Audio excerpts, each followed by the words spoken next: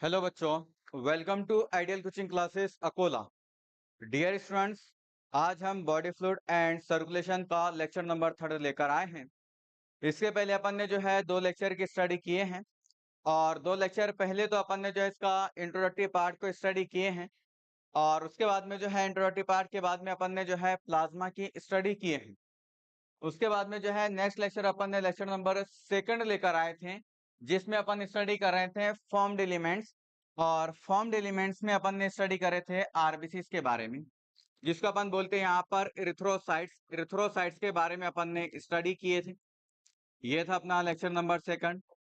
Erythrocytes अपन देख रहे थे, तो इरिथ्रोसाइट्स जो आ रहा था, तो इसका अपन देखते हैं कि इसका जो फॉर्मेशन होता है, फॉर्मेशन कहाँ पर होता है। ये अपन इसकी स्टडी करते हैं कि इसका फॉर्मेशन कहाँ पर होता है। तो इसका फॉर्मेशन होता है बोन मैरो के अंदर। कहाँ पर होता है इसका फॉर्मेशन? बोन मैरो के अंदर इसका फॉर्मेशन होता है। उसके बाद में अपन ने इसको देखे थे कि ये डिवाइड ऑफ न्यूक्लियस रहता है, बाइकॉन्केव शेप रहता है। और उसके बाद में जो है इसका लाइफ स्पैन अपन ने देखे थे और डिटेल स्टडी अपन ने इसकी किए थे। ये टॉपिक आपको लेक्चर नंबर 2 में मिल जाएगा। उसके बाद में अपन इसी का जो है लेक्चर नंबर 3 लेकर आए हैं और लेक्चर नंबर 3 में अपन को स्टडी करना है ल्यूकोसाइट्स के बारे में। तो आइए अपन स्टडी करते हैं यहाँ पर ल्यूकोसाइट्स की। ल्यूकोसाइट्स जो आ रहा है, leucocytes is also known as, इसको बोला जाता है डब्ल्यूबीसीज। Leucocytes is also known as, इसको बोलते हैं अपन डब्ल्यूबीसीज, that is white blood cells. क्या रहता है ये? That is white blood cells. डब्ल्यूबीसीज की अपन बात करते हैं, तो पहला स्टेटमेंट अपन बताते हैं इसका कि एक एवरेज जो है अपन को कितना मिलेगा। तो विथ एन एवरेज अपन इसको बताते हैं, ये रहता है 6000 to 8000 mm³ inverse according to NCERT page number 194 new NCERT. और ओल्ड एनसीईआरटी में अपन देखते हैं पेज नंबर 279। तो ये रहता है अपने पास में 6000 to 8000 mm³ इनवर्स। एक एवरेज अपन ने बता दिए हैं। उसके बाद में जो है अपन बात करते हैं इसकी लाइफ स्पैन की, कि इसका लाइफ स्पैन कितना रहता है। तो इसके लाइफ स्पैन को अपन बताते हैं, ये रहता है अपने पास में शॉर्ट लाइफ। किस तरह बता देंगे इसको अपन यहाँ पर? ये रहता है शॉर्ट लाइफ, कुछ घंटों से लेकर जो है some hours to some days. कहाँ से लेना है अपन को इसको?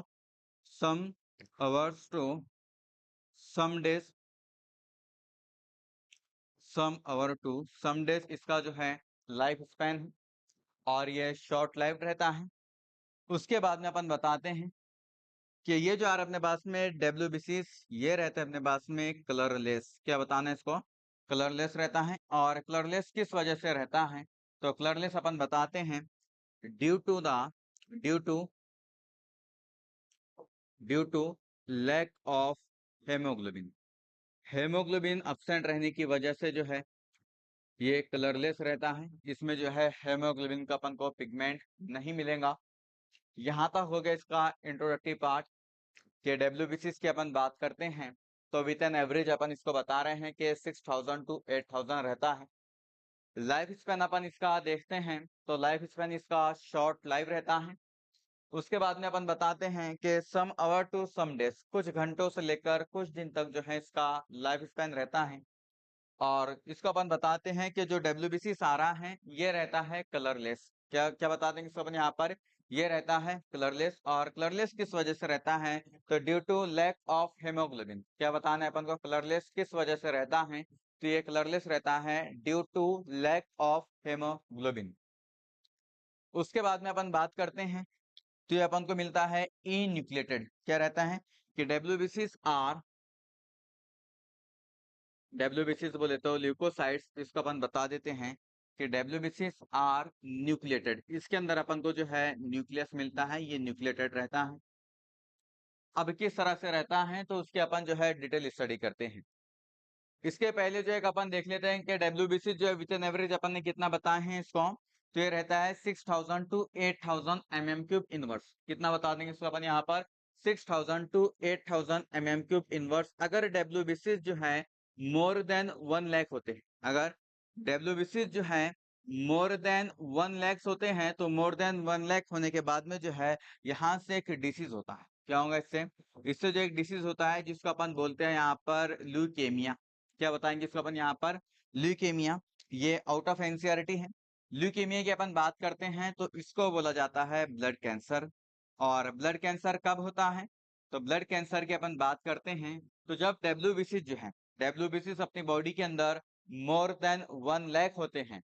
तो डब्ल्यूबीसी जब अपनी बॉडी के अंदर मोर देन 1 लाख हो जाएंगे तो उसके बाद में जो डिसऑर्डर होता है तो उसको अपन बोलते हैं यहाँ पर ल्यूकेमिया। क्या बता देंगे इसको अपन यहाँ पर? Leukaemia, that is blood cancer. ये आउट ऑफ सिलेबस जो है, आउट ऑफ एनसीईआरटी टॉपिक है।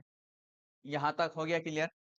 उसके बाद में जो है डब्ल्यूबीसी की अपन बात करते हैं कि डब्ल्यूबीसी जो आ रहा है तो डब्ल्यूबीसी को अपन जो है 2 कैटेगरीज के अंदर क्लासिफाइड करेंगे। क्या करना है अपन को कि डब्ल्यूबीसी जो आ रहा है तो डब्ल्यूबीसी को अपन 2 कैटेगरीज के अंदर क्लासिफाइड करते हैं। और 2 कैटेगरीज कौन कौन सी बताना है? तो एक अपन बताते हैं यहाँ पर ग्रेनुलोसाइट्स। पहली कौन सी बताना है इसमें? तो पहला जो आ रहा है, पहला अपन को यहाँ पर बताना है ग्रेनुलोसाइट्स। और सेकंड की अपन बात करते हैं तो सेकंड अपन को बताना है यहाँ पर ग्रेनुलोसाइट्स। सेकंड कौन सा बताना है इसमें? ग्रेनुलोसाइट्स। तो सबसे पहले जो है अपन ग्रेनुलोसाइट्स की स्टडी कर लेते हैं कि ग्रेनुलोसाइट्स को अपन कितनी कैटेगरीज के अंदर क्लासिफाइड करते हैं। सबसे पहले क्या करना है अपन को? सबसे पहले अपन को स्टडी करना है ग्रेनुलोसाइट्स के बारे में कि ग्रेनुलोसाइट्स को अपन कितनी कैटेगरीज के अंदर क्लासिफाइड करते हैं। तो इसको अपन जो है ग्रेनुलोसाइट्स को 3 कैटेगरीज के अंदर अपन क्लासिफाइड करते हैं। कितनी कैटेगरीज के अंदर क्लासिफाइड करेंगे इसको? ग्रेनुलोसाइट्स को 3 कैटेगरीज के अंदर अपन इसको क्लासिफाइड करते हैं। और 3 कैटेगरीज कौन कौन सी आती हैं? तो 3 कैटेगरीज अपन बताते हैं इसमें। पहला अपन को बताना है यहाँ पर यूसोनोफिल। पहला कौन सा आ जाएगा इसमें? बोलो। पहला अपन बताएंगे इसमें यूसोनोफिल। सेकंड अपन को बताना है यहाँ पर बेसोफिल। सेकंड कौन सा बताना है इसमें? बेसोफिल। और लास्ट वन इज अपन बताते हैं यहाँ पर न्यूट्रोफिल्स। लास्ट में क्या बताना है इसको? न्यूट्रोफिल्स। एनसीईआरटी पेज नंबर 194 इसको अपन देखते हैं, उसी को अपन कवर कर रहे हैं यहाँ पर। यूसोनोफिल की अपन बात करते हैं सबसे पहले। तो यूसोनोफिल जो आ रहा है तो कितना परसेंट रहता है ये बताना है अपन को। तो यूसोनोफिल अपन को मिलेगा यहाँ पर 2 to 3%। कितना मिलेगा ये? 2 to 3% मिलता है। इसका फंक्शनिंग भी अपन को देखना है। उसके बाद में जो है सेकंड अपन देखेंगे यहाँ पर बेसोफिल। ये रहता है अपने पास में 0.5 to 1%। उसके बाद में जो है अपन बात करेंगे यहाँ पर न्यूट्रोफिल्स की। तो न्यूट्रोफिल्स रहता है 60 to 65%। न्यूट्रोफिल्स कितना रहेगा यहाँ पर? 60 to 65%, जो एनसीईआरटी के अंदर अपन को लिख कर दिया है। उसके बाद में जो है यहाँ पर अपन इसका देखते हैं कि फंक्शनिंग क्या रहेगा। इसके फंक्शनिंग की अपन बात कर लेते हैं। तो यूसोनोफिल जो है 2 to 3% रहता है। बहुत इंपॉर्टेंट टॉपिक है अपने लिए। 2 to 3% है। उसके बाद में जो है फंक्शनिंग अपन इसका देखते हैं। तो फंक्शनिंग रहता है इसका रेजिस्ट फॉर इन्फेक्शन। क्या करेगा ये? Resist for infection and resist for infection and associated with and associated with allergic reaction. क्या रहेगा ये? Resist for infection and associated with allergic reaction जो है अपन इसको बता देते हैं यहाँ पर। सेकंड अपन बात करते हैं यहाँ पर बेसोफिल की। और बेसोफिल का भी अपन फंक्शनिंग देखते हैं। तो इसका फंक्शनिंग रहता है, ये सिक्रेशन करता है किसका? ये सिक्रेशन करेगा यहाँ पर सेरोटोनिन। किसका करेगा? Secretion of serotonin. Heparin, secretion of serotonin, heparin. और उसके बाद में जो है हिस्टामिन। किसका सिक्रेशन करेगा ये? Secretion of serotonin, heparin, histamine. और उसी के साथ साथ में जो है ये करता है एंड इन्फ्लामेटरी रिएक्शन। और क्या करेगा ये करते अपने पास में इन्फ्लामेटरी रिएक्शन। और क्या करेगा ये करता है यहाँ पर इन्फ्लामेटरी रिएक्शन। हो गया यहाँ तक क्लियर? उसके बाद में जो है अपन लास्ट वन इस बात करते हैं यहाँ पर न्यूट्रोफिल्स के बारे में, और न्यूट्रोफिल्स को अपन देखते हैं। तो न्यूट्रोफिल्स जो आ रहा है ये करता है फेगोसाइटोसिस। क्या करेगा ये करता है यहाँ पर phagocytosis.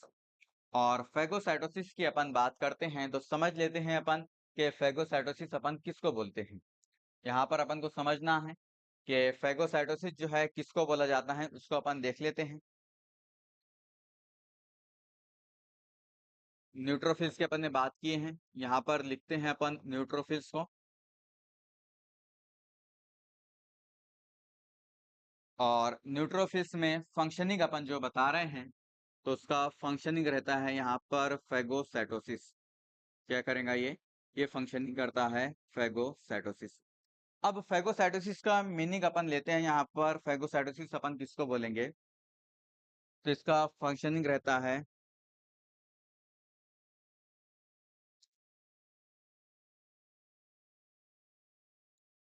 To destroy foreign organisms. क्या करेगा to destroy foreign organisms. Foreign organisms को जो है ये डिस्ट्रॉय करता है। अब फॉरेन ऑर्गेनिजम्स को किस तरह से डिस्ट्रॉय करेगा, तो फॉर एग्जांपल इसको समझने के लिए अपन बताते हैं, यहाँ पर एक सेल बनाते हैं और न्यूट्रोफिल्स की अपन बात करते हैं तो इसको समझ लेते हैं कि it is a largest cell. क्या बता देना अपन को इसको कि it is a largest cell समझने के लिए। ये हो गया यहाँ पर न्यूट्रोफिल्स। और न्यूट्रोफिल्स की अपन बात करते हैं तो ये रहता है अपने पास में मल्टीलोब। अब क्या हो रहा है कि फॉरेन ऑर्गेनिजम्स जो है बॉडी के अंदर इंटर हो रहे हैं। क्या हो रहा है यहाँ पर फॉरेन ऑर्गेनिजम्स जो है बॉडी के अंदर इंटर हो रहे हैं। और बॉडी के अंदर जब foreign organisms foreign particles inter होते हैं तो तब इसका फंक्शनिंग क्या रहता है कि ये जो foreign particles foreign organisms body के अंदर इंटर हो रहा है इनको ये इंगल्फ करेगा। क्या करेगा इनको ये इंगल्फ करेगा। इसको अपन बता देते हैं यहाँ पर फेगोसाइटोसिस। तो क्या कर देता है यहाँ पर कि जो फॉरेन ऑर्गेनिजम्स आ रहे हैं उनको डिस्ट्रॉय करता है। डिस्ट्रॉय किस तरह से करेगा कि समझना है इसको कि it is a largest cell. क्या बता दी इसको अपन ने कि it is a largest cell. और ये क्या कर रहे हैं कि स्मॉलेस्ट पार्टिकल जो है अपनी बॉडी के अंदर इंटर हो रहे हैं तो पार्टिकल्स को क्या करता है, वो पार्टिकल्स को जो है ये इंगल्फ करेगा। क्या करेगा वो पार्टिकल्स को ये इंगल्फ करता है। उसके बाद में जो है एक टर्म आती है अपने पास में आउटर। अब इसके बाद में जो है एक नेक्स्ट टर्मिनोलॉजी अपन यहाँ पर स्टडी करते हैं जिसको अपन बोलते हैं यहाँ पर डायपेडेसिस। क्या बता देंगे इसको अपन यहाँ पर डायपेडेसिस। और डायपेडेसिस की अपन बात करते हैं तो इसका डेफिनेशन अपन को याद रखना है कि डायपेडेसिस अपन किसको बोलते हैं। तो डायपेडेसिस अपन देखते हैं यहाँ पर, तो डायपेडेसिस अपन किसको बताएंगे कि neutrophils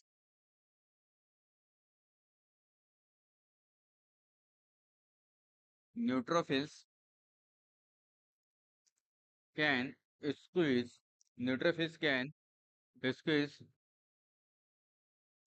and and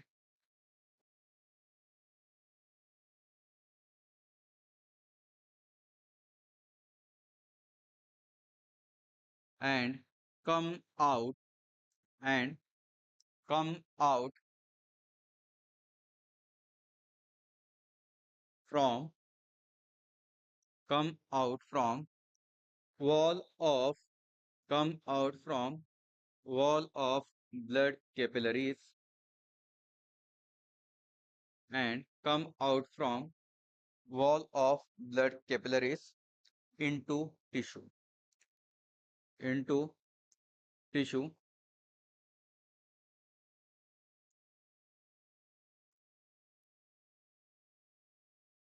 come out from tissue.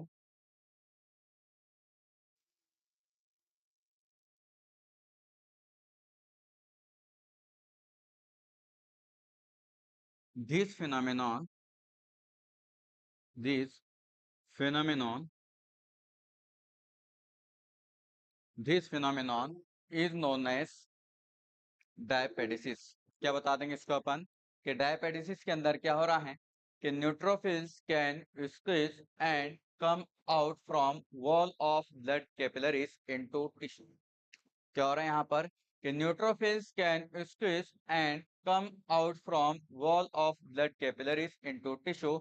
This phenomenon this phenomenon is known as diapedesis. इसको अपन क्या बोलते हैं यहाँ पर कि this phenomenon is known as diapedesis.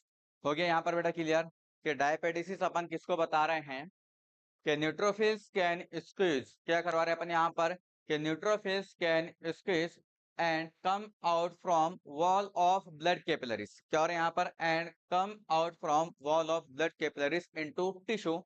This phenomenon is known as diapedesis. क्या बोलते हैं इसको अपन यहाँ पर, this phenomenon is known as diapedesis. यहाँ तक हो गया क्लियर. इसके बाद में जो है नेक्स्ट टॉपिक अपन कवर करते हैं इसमें ग्रेनुलोसाइट्स की अपन अब बात करते हैं. और ग्रेनुलोसाइट्स जो आ रहा है तो उसको किस तरह से स्टडी करना है इसको अपन देख लेते हैं. ग्रेनुलोसाइट्स जो आ रहा है इसको अपन दो कैटेगरीज के अंदर क्लासिफाइड करते हैं. और दो कैटेगरीज कौन कौन सी आती हैं, तो पहली अपन यहाँ पर बताते हैं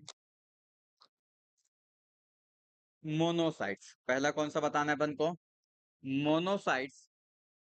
और दूसरी अपन को बात करनी है यहाँ पर लिम्फोसाइट्स. दूसरी अपन को किसकी बात करनी है यहाँ पर, दूसरी अपन को बात करनी है यहाँ पर लिम्फोसाइट्स की. मोनोसाइट्स जो है कितना परसेंट अपन को मिलता है, तो मोनोसाइट्स अपन बताते हैं यहाँ पर कितना रहेगा, तो मोनोसाइट्स अपन बताते हैं इसको 6 to 8%. कितना मिलेंगे अपन को मोनोसाइट्स यहाँ पर, 6 to 8% जो है मोनोसाइट्स मिलेगा. और उसके बाद में जो है लिम्फोसाइट्स की अपन बात करते हैं तो ये मिलता है अपन को यहाँ पर, लिम्फोसाइट्स अपन को मिलेगा इसमें 20 to 25%. कितना मिलेगा यहाँ पर लिम्फोसाइट्स, लिम्फोसाइट्स अपन को मिलता है 20 to 25%. मोनोसाइट्स का अपन फंक्शनिंग देखते हैं तो मोनोसाइट्स का फंक्शनिंग जो है सेम एज न्यूट्रोफिल्स. तो ये क्या करेंगे यहाँ पर सेम एज न्यूट्रोफिल्स के अंदर, तो इसका अपन बता देते हैं यहाँ पर फेगोसाइटोसिस. क्या करेंगे फंक्शनिंग इसका, फेगोसाइटोसिस. और फेगोसाइटोसिस के अंदर अपन देख रहे हैं कि फॉरेन पार्टिकल्स जो आ रहे हैं, फॉरेन ऑर्गेनिजम्स जो आ रहे हैं, उसको क्या करना है, इसका फंक्शनिंग इंगल्फ करता है. उसको क्या करेंगे यहाँ पर, ये इंगल्फ करता है. यहाँ पर हो गया ये मोनोसाइट्स का फंक्शनिंग. उसके बाद में जो है अपन बात करते हैं यहाँ पर लिम्फोसाइट्स की. तो लिम्फोसाइट्स का अपन फंक्शनिंग देखते हैं. तो उसका फंक्शनिंग देखने से पहले अपन बात कर लेते हैं कि लिम्फोसाइट्स के अंदर अपन को जो है दो सेल्स मिलते हैं. कितने मिलेंगे अपन को, लिम्फोसाइट्स के अंदर अपन को जो है दो सेल्स मिलते हैं. अब दो सेल्स की अपन बात करते हैं तो अपन एनसीईआरटी के अंदर इसको लेकर जाते हैं पेज नंबर 195 पर. अब कहां पर लेकर जाना है इसको अपन को, पेज नंबर 195 की अपन बात करेंगे. और पेज नंबर 195 की जो दो लाइन दिया हुआ है, ये न्यू एनसीईआरटी की अपन बात कर रहे हैं. और ओल्ड एनसीईआरटी में अपन देखेंगे तो पेज नंबर 280 पर अपन को देखना है. तो इसमें अपन को जो है दो सेल्स मिलते हैं. एक मिलता है यहाँ पर बी सेल्स, एक कौन सा मिलेगा इसमें, बी सेल्स. और दूसरी अपन बात करते हैं तो दूसरा अपन को मिलता है यहाँ पर टी सेल्स. दूसरा कौन सा मिलेगा यहाँ पर, टी सेल्स. तो पहले अपन जो है बी सेल्स की बात करते हैं तो बी सेल्स जो है दोनों का फंक्शनिंग सेम ही रहेगा, क्योंकि अपन इसके फंक्शनिंग की बात करते हैं लिम्फोसाइट्स की. तो ये फंक्शनिंग क्या करता है, तो इसका फंक्शनिंग अपन देखते हैं टू रेस्पॉन्स, क्या करेगा ये, to response immune system. Immune system को जो है ये रेस्पॉन्स करता है. क्या करेगा ये, टू रेस्पॉन्स इम्यून सिस्टम. और इसमें जो है बी क्या करेगा कि बी सेल्स जो आ रहा है ये इम्यून सिस्टम को रेस्पॉन्स करता है. और टी सेल्स की अपन बात करते हैं तो टी सेल्स को बोला जाता है यहाँ पर हेल्पर टी सेल्स. कि बी सेल्स क्या करेगा, इम्यून सिस्टम को रेस्पॉन्स करेगा. और टी सेल्स क्या करता है, टी सेल्स जो है उसकी हेल्प करता है. यहाँ तक हो गया कि ग्रेनुलोसाइट्स की अपन बात किए हैं. तो ग्रेनुलोसाइट्स के अंदर मोनोसाइट्स कितना परसेंट, ये मिलता है अपन को यहाँ पर 6 to 8%. और उसके बाद में लिम्फोसाइट्स की अपन बात करते हैं तो लिम्फोसाइट्स कितना मिलेगा अपन को, लिम्फोसाइट्स यहाँ पर रहता है 20 to 25%. अब ग्रेनुलोसाइट्स को याद रखने के लिए एक बताता हूँ यहाँ पर कि इसको किस तरह से याद रखा जाए. तो इसको याद रखने के लिए अपन बता देते हैं यहाँ पर MLA, member of legislative assembly, नहीं MLA यहाँ पर आ गया. तो MLA की अपन बात करेंगे तो यहाँ पर MLA से याद रखना इसको. तो M से क्या बता देना है अपन को, तो M से अपन यहाँ पर बता देंगे मोनोसाइट्स. M से अपन क्या बता देंगे यहाँ पर, मोनोसाइट्स. उसके बाद में एल की अपन बात करेंगे तो एल से क्या आ जाएगा यहाँ पर लिम्फोसाइट्स, एल से क्या आ जाएगा यहाँ पर लिम्फोसाइट्स। और दोनों भी जो है किसके अंदर रहते हैं, यहाँ पर जो है किस तरह से उसका अपन ने क्लासिफिकेशन किए, तो इसको अपन बताते हैं किसमें, इसको बताया जाता है आग्रेनुलोसाइट्स के अंदर। कहां पर बता देंगे इसको अपन, आग्रेनुलोसाइट्स के अंदर। तो इसको याद रखने के लिए जो है क्या याद रखना है अपन को, यहाँ पर एमएलए याद क्या रखना है अपन को, एमएलए जो है इसके लिए याद रखना है। हो गया यहाँ तक क्लियर। अब इसके बाद में अपन देखते हैं इसका स्ट्रक्चर की बात करते हैं कि इसका स्ट्रक्चर किस तरह से रहता है, कि यूसोनोफिल जो आ रहा है कितना परसेंट है ऑलरेडी अपन ने देखे हैं, और फंक्शनिंग उसका क्या रहता है उसको भी अपन ने कवर किए हैं। तो आइए अब देखते हैं अपन इसका कि इसका स्ट्रक्चर अपन को जो है किस तरह से मिलेगा, दिख रहा है यहाँ पर। तो सबसे पहले जो है अपन बात करते हैं यहाँ पर यूसोनोफिल की, किसकी बात करेंगे अपन यहाँ पर, यूसोनोफिल की बात करते हैं। तो यूसोनोफिल जो आता है एनसीईआरटी के अंदर पेज नंबर 194 न्यू एनसीईआरटी, और ओल्ड एनसीईआरटी की अपन बात करते हैं तो ओल्ड एनसीईआरटी में जो है पेज नंबर 279 उसमें आपको ये स्ट्रक्चर मिल जाएंगी। तो सबसे पहले अपन यहाँ पर बात किसकी कर रहे हैं, तो अपन बात करते हैं यहाँ पर बेसोफिल की। ये मिलता है अपन को यहाँ पर बायलोब, क्या मिलेगा बेसोफिल यहाँ पर, बोलो बेटा बायलोब। उसके बाद में जो है अपन को देखना है यूसोनोफिल की बात करनी है। तो यूसोनोफिल के अंदर अपन को जो है, एक मिनट यहाँ पर जो आ रहा है, तो पहले अपन जो इसको सीक्वेंस से लेते हैं, वापस इसको देखते हैं अपन। तो सबसे पहले अपन को जो है बात करनी है यहाँ पर यूसोनोफिल की, उसके बाद में अपन बात करेंगे यहाँ पर बेसोफिल की, और उसके बाद में अपन बात करेंगे यहाँ पर न्यूट्रोफिल्स की, कि उसका स्ट्रक्चर जो है किस तरह से आ रहा है। तो अपन जो है सबसे पहले बात करते हैं यहाँ पर यूसोनोफिल की। तो यूसोनोफिल को अपन ने क्या बताया है अभी, कि यूसोनोफिल जो आ रहा है इसको अपन बोलते हैं यहाँ पर, थोड़ा सा कम करते हैं इसको, वापस से हो गया था। तो यूसोनोफिल जो, अच्छा यूसोनोफिल इधर आ गया ना, बेसोफिल के अंदर अपन इसको लिख रहे थे। तो यूसोनोफिल जो आ रहा है ये रहता है अपने पास में बायलोब। यूसोनोफिल को अपन क्या बता देंगे यहाँ पर, बायलोब। और उसके बाद में जो है बेसोफिल की अपन बात करते हैं, तो बेसोफिल अपन को मिलता है यहाँ पर मल्टीलोब। बेसोफिल क्या मिलेगा अपन को यहाँ पर, मल्टीलोब, या फिर जो है इसको अपन बता देते हैं एस शेप। क्या बता देना इसको, मल्टीलोब, या फिर बता देना है इसको एस शेप। और उसके बाद में जो है नेक्स्ट अपन बात करते हैं न्यूट्रोफिल्स की। तो न्यूट्रोफिल्स के अंदर अपन को जो है मल्टीलोब मिलेगा। कैसा मिलेगा ये, इसमें अपन को मिलेगा यहाँ पर मल्टीलोब, और मल्टीलोब मिलेगा। उसी के साथ साथ में अपन बता देते इसको कि ये रहता है यहाँ पर लार्ज, क्या रहेगा ये, लार्ज रहता है। उसके बाद में जो है अपन मोनोसाइट्स की बात करते हैं। तो मोनोसाइट्स जो आ रहा है अपने पास में, मोनोसाइट्स को अपन बताते हैं ये रहता है किडनी शेप। मोनोसाइट्स क्या रहेंगे यहाँ पर, मोनोसाइट्स को अपन बताते हैं ये रहता है किडनी शेप। और लिम्फोसाइट्स की अपन बात करते हैं तो ये मिलता है अपन को लार्जेस्ट सेल। ये क्या मिलेगा अपन को इसमें, लार्जेस्ट सेल मिलता है। अब इसको परसेंटेज के हिसाब से किस तरह से याद रखना है, तो इसके लिए अपन देखते हैं कि परसेंटेज के हिसाब से इसको अपन याद किस तरह से रखेंगे। तो इसको अपन बता देते हैं यहाँ पर किस तरह से इसको याद रखना है। तो अब आगे अपन देखते हैं कि इसकी सीक्वेंस किस तरह से अपन को याद रखना है। तो सीक्वेंस अपने पास में क्या थी बोलो, सबसे पहले अपन बताते हैं यहाँ पर 60-65% क्या था रे बेटा, तो 60-65% न्यूट्रोफिल्स।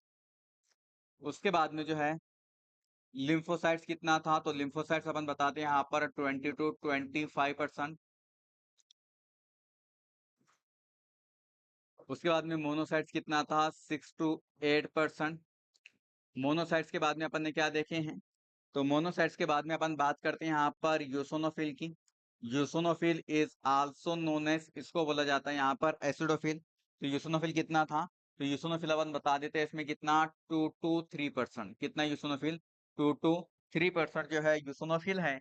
और उसके बाद में जो है लास्ट वन इज अपन बताते हैं बेसोफिल, कितना रहता है, ये रहता है 0.5-1%। कितना बता देंगे इसको अपन यहाँ पर, 0.5-1%। अब इसको याद किस तरह से रखना है, तो इसके लिए जो एक ट्रिक्स बताता हूं, ट्रिक्स टू रिमेम्बर, यहां पर बता देंगे इसको, नेवर लेट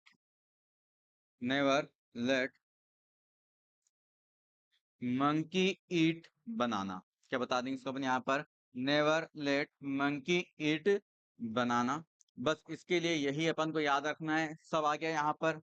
अब किस तरह से बता देंगे इसको, न्यूट्रन बात की है, किसकी बात की है नेवर के अंदर, तो नेवर में अपन बताते हैं यहाँ पर न्यूट्रोफिल्स को। उसके बाद में एल की अपन बात कर रहे हैं, तो यहाँ पर किसको बताना है, इसमें अपन बताते हैं लिम्फोसाइट्स को। लिम्फोसाइट्स कितना परसेंट था, तो लिम्फोसाइट्स अपन को मिलता है कितना परसेंट, इसको अपन बताते हैं यहाँ पर 20 to 25%। उसके बाद में अपन को बात करनी है यहाँ पर मोनोसाइट्स की। तो मोनोसाइट्स की जगह पर अपन ने क्या लिखे यहाँ पर, तो अपन ने बता दिया उसके लिए मंकी। उसके बाद में ईड की अपन बात करते हैं, तो ईड के लिए अपन को क्या लेना है, कि ईड के लिए अपन को बता देना यहाँ पर यूसोनोफिल को। किसको बता देना ईड के लिए अपन को, यहाँ पर यूसोनोफिल को। और बनाना जो आ रहा है, तो बनाना किस पर अपन को क्या बता देना है, कि बनाना जो आ रहा है इसके लिए अपन को बता देना है यहाँ पर बेसोफिल। इस तरह से बेटा इसको यहाँ पर याद रखना है।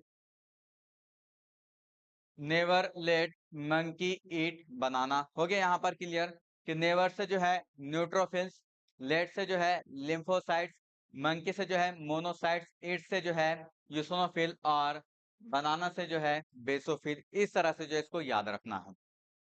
और उसी तरह से अपन बता देते हैं कि इसको जो है पूरा कंप्लीटली अपन किस तरह से याद रखते हैं, तो उसका जो है एक और इसके लिए अपन बताते हैं किस तरह से आता है ना, तो NLM याद रहता है बेटा, यहाँ पर NLM पढ़े हैं कहीं पर, इसको बोलते हैं अपन यहाँ पर न्यूटन्स लॉज ऑफ मोशन। अब से आगे यहाँ पर, क्योंकि अपन इसके पहले ही बोले हैं यूसोनोफिल, तो eosinophil is also known as acidophil. तो यहाँ पर NLM, तो यहाँ पर क्या हो गया कि न्यूटन्स लॉज ऑफ मोशन। अब इसके बाद में अपन बता देते, अब पढ़ेगा MLA। याद किस तरह से रखना है इसको, कि न्यूटन्स लॉज ऑफ मोशन अब पढ़ेगा MLA। तो न्यूटन्स के अंदर अपन बता दे रहे हैं यहाँ पर एन की अगर अपन बात कर रहे हैं, तो सीधा सीधा इसको याद रखना है कि न्यूट्रोफिल्स। एल से जो है अगर पूरा कंप्लीटली अपन को याद रखना है कि ल्यूकोसाइट्स की जो अपन टाइप्स की बात कर रहे हैं, ल्यूकोसाइट्स जो आ रहा है, तो उसके लिए अपन याद क्या रखेंगे, कि न्यूटन्स लॉज ऑफ मोशन अब पढ़ेगा MLA। याद क्या रखना है इसके लिए, कि न्यूटन्स लॉज ऑफ मोशन अब पढ़ेगा MLA। तो एन से न्यूट्रोफिल्स, और LM की अपन बात करते हैं तो लिम्फोसाइट्स, मोनोसाइट्स। उसके बाद में अपन को याद रखना है कौन सा वाला, ए और बी, तो यूसोनोफिल और बेसोफिल। परसेंटेज के हिसाब से जो है यहां से लेकर यहां तक हो गया, परसेंटेज के हिसाब से आ गया। और उसके लिए अपन ने क्या करें इसको, कि पढ़ेगा MLA, सब जो है यहाँ पर इंक्लूड हो गया। तो अपन क्या बोलेंगे इसको अब, कि न्यूटन्स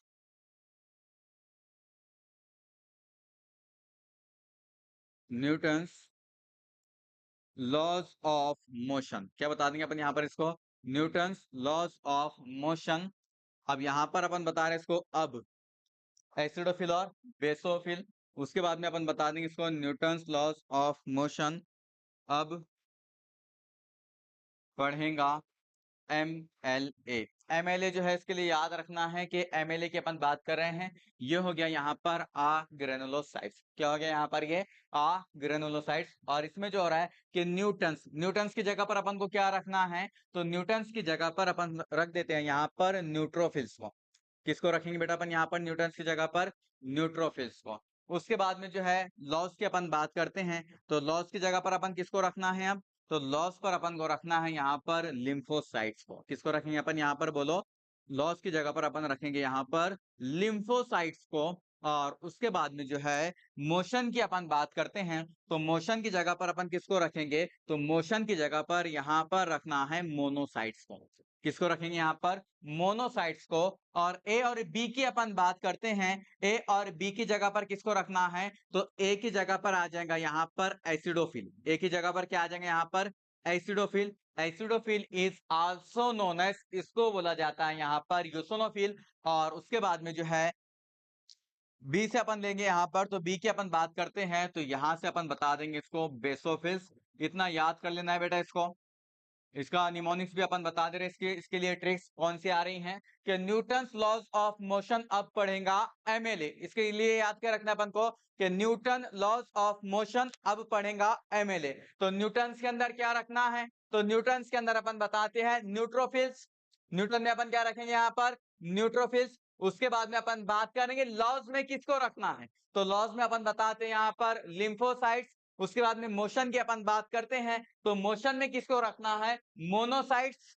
और उसके बाद में जो है अब की अपन बात करते हैं, तो ए में अपन को रखना है यहाँ पर एसिडोफिल और बी में अपन को रखना है यहाँ पर बेसोफिल। हो गया बेटा यहाँ तक क्लियर? इसको किस तरह से याद रखना है कि पहले अगर इस ये ट्रिक भी अगर आपको हार्ड लग रही है कि नेवर लेट मंकी ईट बनाना, तो इससे बेहतरीन ट्रिक और है अपने पास में इसको याद रखने के लिए कि एनएलए में अपन पढ़ते हैं ना न्यूटन्स लॉज ऑफ मोशन, तो उससे इसको याद रखना है कि न्यूटन्स लॉज ऑफ मोशन अब पढ़ेगा एमएलए। याद क्या रखना है इसके लिए कि न्यूटन्स लॉज ऑफ मोशन अब पढ़ेगा एमएलए।